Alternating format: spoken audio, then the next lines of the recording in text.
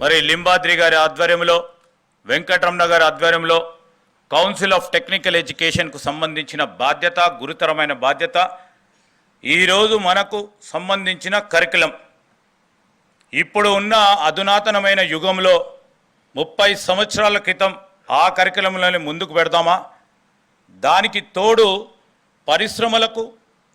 పరిశ్రమలకుతో పాటు రాబోయే కాలంలో R&D అంశాలు, రీసెర్చ్ అండ్ డెవలప్మెంట్కి సంబంధించిన ఇది కూడా దృష్టిలో పెట్టుకొని కరికులం ఆ విధంగా డిజైన్ చేసే కార్యక్రమము, కార్యాచరణ ఈరోజు ప్రభుత్వ పరంగా ముందుకు తీసుకుపోకుంటే మనము ముందుకు పోలేము అని ఆలోచన చేసి కొత్త కోర్సెస్ను డిజైన్ చేసే క్రమంలో ఆ కొత్త కోర్సుతో పాటు ఇక్కడ ఇంజనీరింగ్ దాదాపు 160 పైచిలకు ప్రైవేట్ ఇంజనీరింగ్ కాలేజెస్ ఉన్నాయి.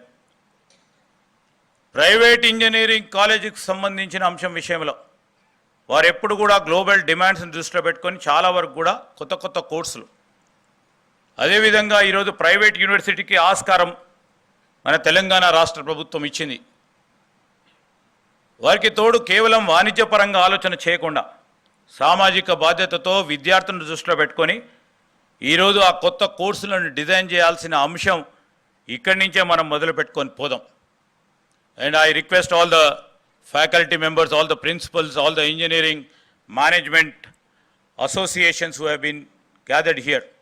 We are all here to stand and we need all your cooperation.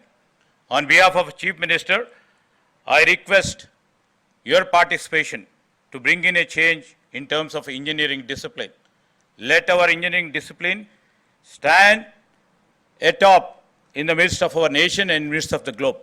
In the same scheme of things, when we formed the government in the month of December, it is the Chief Minister who just thought of, putting AI into our domain. Artificial intelligence కు సంబంధించిన ప్రతి అంశం, ప్రతి విభాగంలో రేపు మన జీవితాల్లో కూడా మార్పు చూపెట్టే తరుణం ఏర్పడ్డ తరుణంలో మనము రాబోయే కాలంలో ఈరోజు కర్ణాటక, బెంగళూరు ముందంజలో ఉంది సాఫ్ట్వేర్ ఎగుమతుల్లో, సాఫ్ట్వేర్ రంగానికి సంబంధించి. రేపు రాబోయే కాలంలో ఏ విధంగా దాన్ని అధిగమించాలో అంటే ఆర్టిఫిషియల్ ఇంటెలిజెన్స్, డిస్రప్టివ్ టెక్నాలజీని మనం ఎంబ్రేస్ చేసుకోకుంటే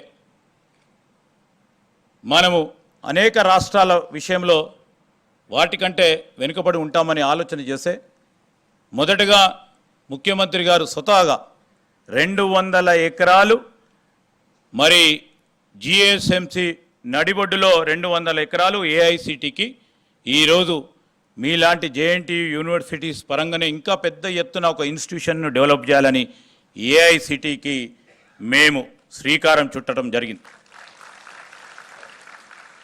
ఆ ఏఐసిటీలు ఏముంటాయి, దానికి సంబంధించిన ఆర్కిటెక్చర్ ఏముంటుంది, దానికి సంబంధించిన ఫిజికల్ ఇన్ఫ్రాస్ట్రక్చర్ ఏం కావాలి, దానికి కావాల్సిన కంప్యూటేషన్ స్పీడ్ ఏ విధంగా కావాలి, దానికి కావాల్సిన ఈరోజు జీపీయూలు ఏ విధంగా అమర్చాలి, ఆర్టిఫిషియల్ ఇంటెలిజెన్స్ సిటీ ఏ విధంగా ఉండాలని ఆలోచన చేసి కన్సల్టెన్సీస్కి, అదేవిధంగా మీలాంటి వారు అందరితోని సంప్రదింపులు జరుపుతూ ఇంకో పక్షాన అంతర్జాతీయ స్థాయిలో ఉన్న ప్రఖ్యాతిగాంచిన ఆర్టిఫిషియల్ ఇంటెలిజెన్స్కు సంబంధించిన అనేక మంది పెద్దలను పిలిచి వారి ఆలోచనలు తీసుకొని స్టేట్ ఆఫ్ ఆర్ట్ ఏఐసిటీని క్రియేట్ చేయాలి.